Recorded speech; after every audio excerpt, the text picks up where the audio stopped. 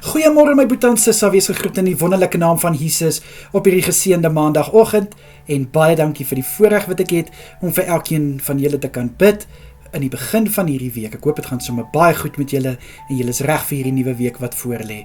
Kom ons bid saam. Vader, in Jesus Christus naam kom ek na U toe vanoggend. Baie dankie Hemelse Vader vir 'n nuwe dag en 'n nuwe week wat voorlê. Vader, dankie vir U hand oor ons deur die naweek. Dankie Vader dat ons gespaar is deur die naweek om hierdie week te kan betree. Baie dankie, liewe Here. Vader, ek bid vir my boetie en sissa. Liewe Here, mag elke een van hulle 'n geseënde dag en 'n voorspoedige week hê.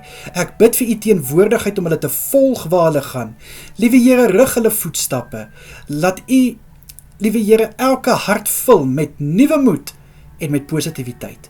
Vir die by die werk, Here, bid ek dat hulle 'n geseënde dag sal hê. Ek bid vir sukses in hulle arbeid. Ek bid vir wysheid en vir krag in dit wat hulle moet doen vandag. Liewe Here, vir die wat by die huis is, bid ek, Here, dat dit wat hulle hande aanraak, liewe Here, mag hulle die vrugte pluk van dit wat hulle doen.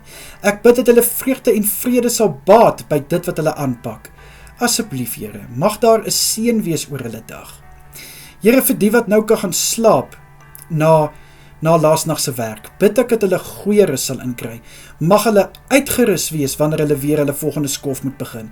Ek bid dat daar niks sal wees wat hulle slaap gaan steur nie, in Jesus Christus naam. Vader, vir elke boetie en sissa wat verjaar vandag, of in hierdie week verder, bid ek dat hulle 'n geseënde dag sal hê. Liewe Here, mag hulle dag spesiaal gemaak word met boodskappe, met oproepe, in Jesus naam. Laat hulle weet, hulle is geliefd, in Jesus naam.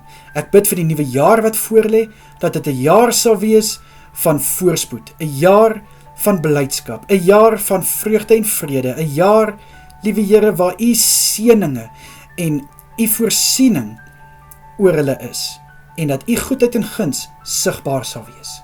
Ek bid ook so vir elke huwelik wat hulle huweliksherdenking vier. Vader, mag elke huwelik weet waar hulle hulp vandaan kom. Hoekom is hulle huwelik soos hy is? Liewe Here, want dit is deur die genade van Jesus en die leiding van Jesus. Ek bid, liewe Here, vir voorspoed in hulle huwelik. Ek bid vir 'n nuwe jaar vol van liefde en omgee en respek. Liewe Here, mag U vir altyd die rots wees waarop hulle huwelik gebou is. Ek bid dat hulle liefde van krag tot krag sal gaan en dat hulle saam as 'n eenheid mekaar sal opbou en sal groei.